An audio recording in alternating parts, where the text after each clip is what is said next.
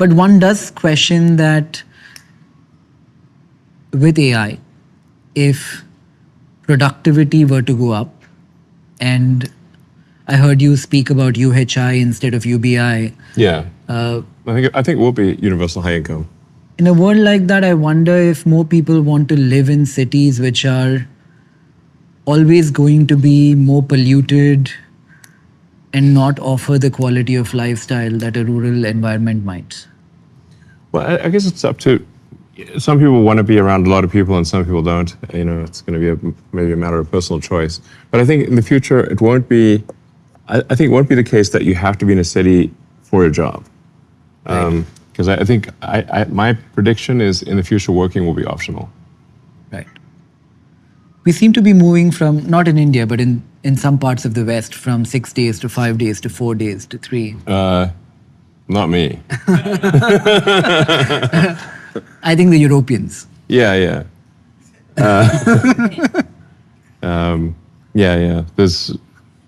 I think if you're trying to make a startup succeed, or you're trying to make a company do very difficult things, then you definitely need to put in serious hours. I think that's right. That's how it goes.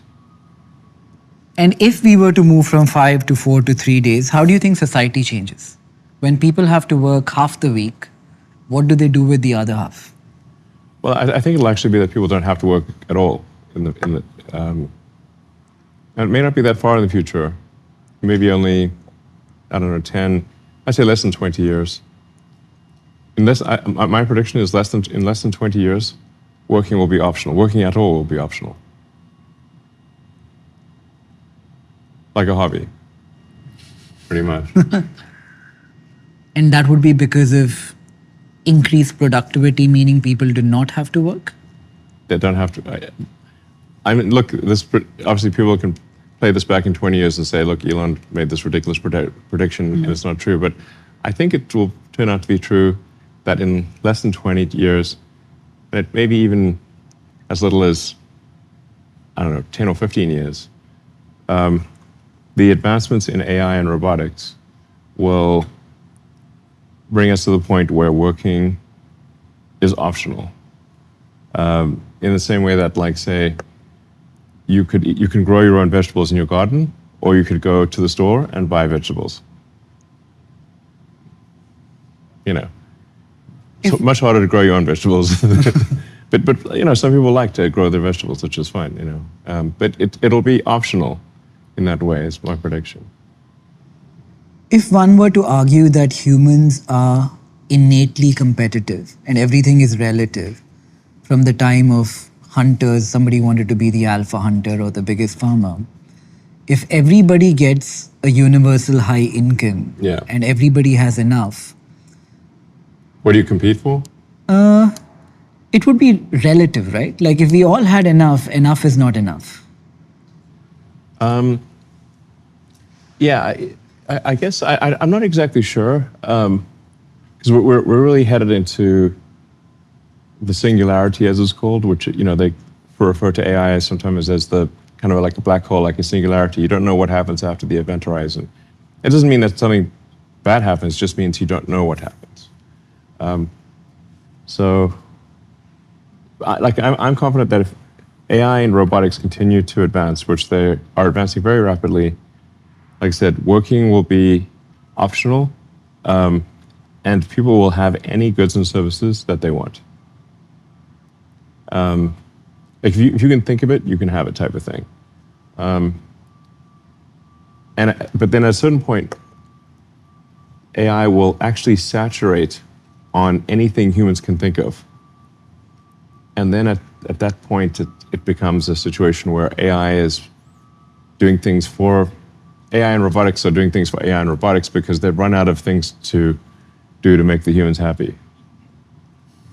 Because there's a limit. You say, like, people can only eat so much food, or it's going to be. I think if you can think of it, you can have it. Will be the future.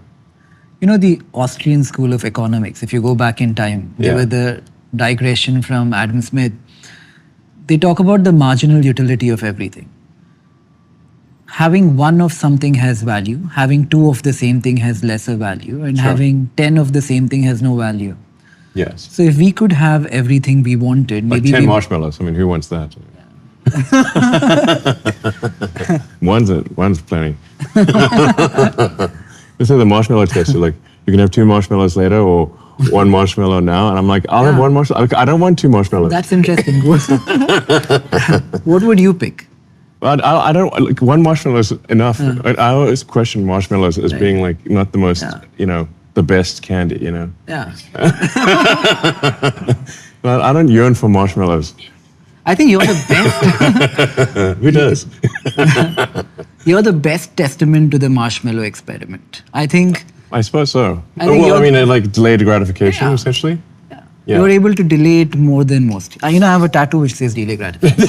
Yeah, wow, okay. What's this? Okay, you're really taking the marshmallow test on. I feel like I can't remember. When I'm trading or when I'm buying and Delay selling, gratification, yeah. it helps. Wow, okay. That's And that's commitment. it's pointing at me, so it reminds me of. Okay, well, it's good advice. I mean, you can't miss it. If you could get a, if you could get a tattoo, what would you get? I guess maybe my kids' names or something. Right. Why do you like the letter X as much as you do? Well,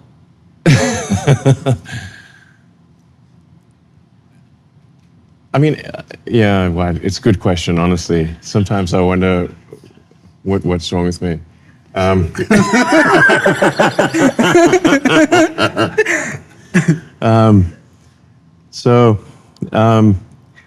mean, it started off with where I think, so way back in ancient times, in '99, the pre-Cambrian era when there were only sponges, there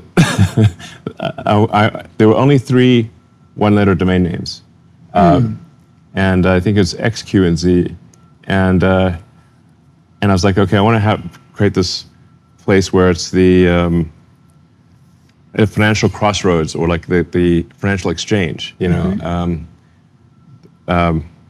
It's essentially solving money from an information theory standpoint, where the current banking system is a large number of heterogeneous databases with batch processing that are not secure. And if we could have a sort of a single database that was real time and secure, that would be more efficient from a from an information theory standpoint than a large number of heterogeneous databases that batch process very slowly and securely. So that was sort of X.com way back in the day, which kind of became PayPal, and then and it was acquired by eBay. And then someone reached out from eBay and said, "Hey, do you want to buy the domain name back?" And I was like, "Sure." And so I had the domain name for quite a while. And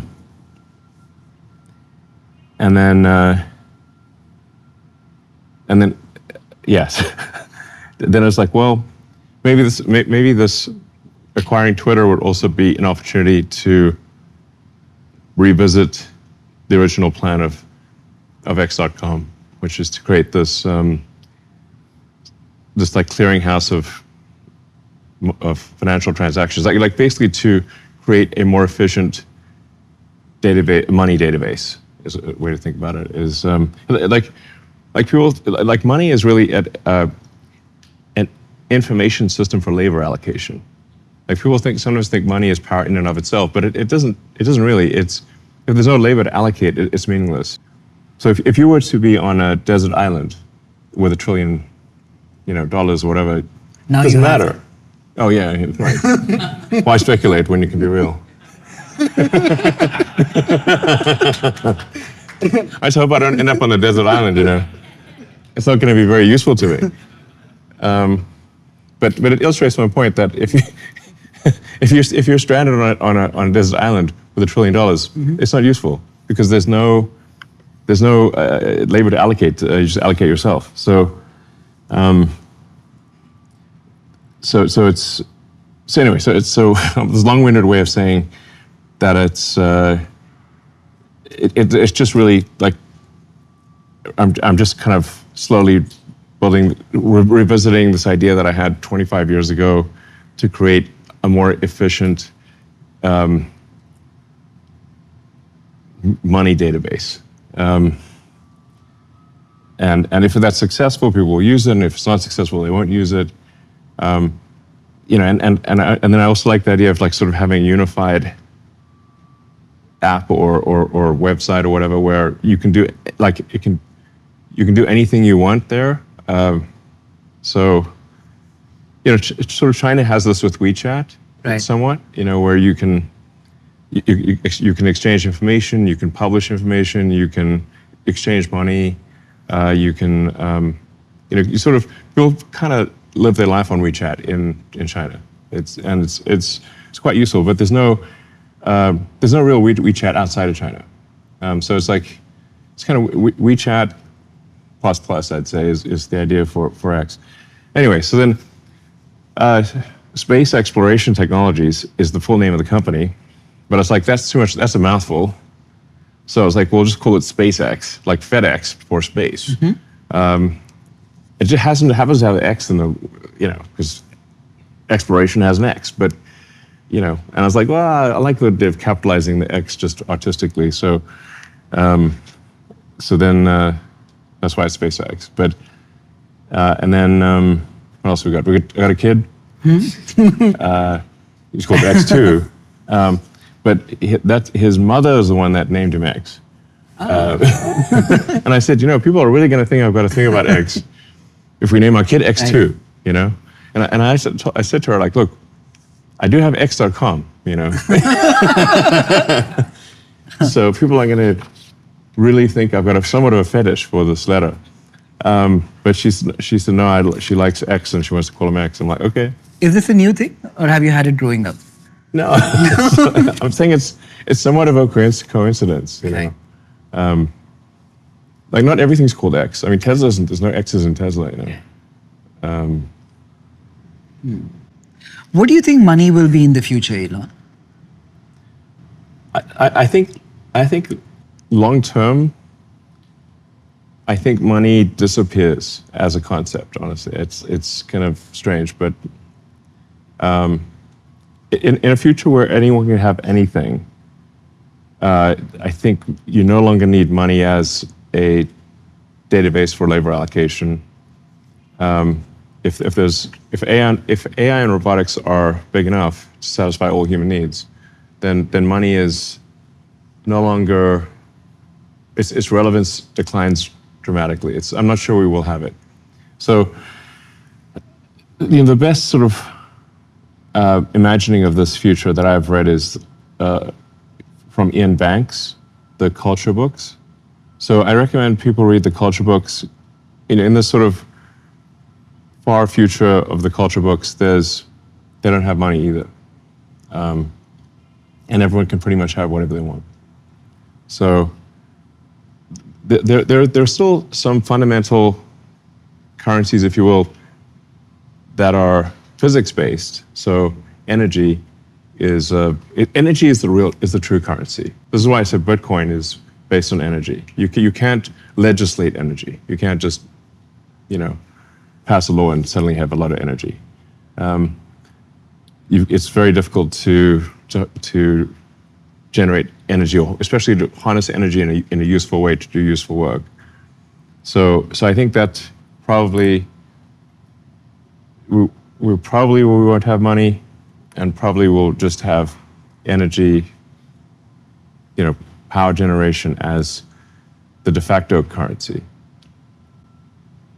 So, I mean, I think one way to frame civilizational progress is the percentage completion on the Kardashev scale. So, Kardashev 1 is what percentage of a planet's energy are you successfully turning into useful work? And I'm maybe paraphrasing here a little bit, but Kardashev 2 would be what percentage of the sun's energy are you converting into useful work? Kardashev 3 would be what percentage of the galaxy are you converting it to useful work? So things really, I think, become energy-based. But if you have solar-powered AI satellites, energy is also free and abundant because we'll never be able to utilize all the solar energy available to us.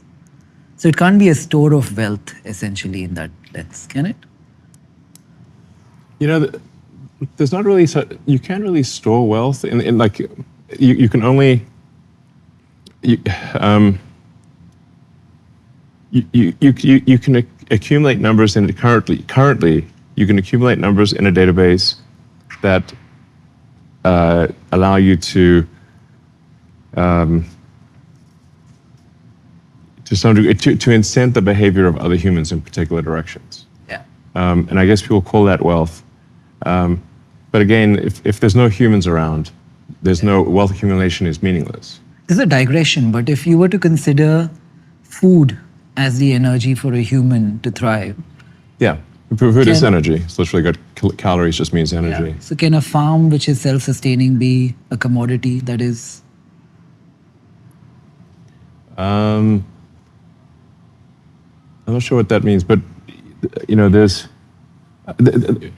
I think at a certain point you do complete the cycle where, and I think at a certain point you decouple from the sort of conventional economy if you have AI and robots producing chips and solar panels, and and mining resources in order to make chips and robots, in order to make, you sort of complete that cycle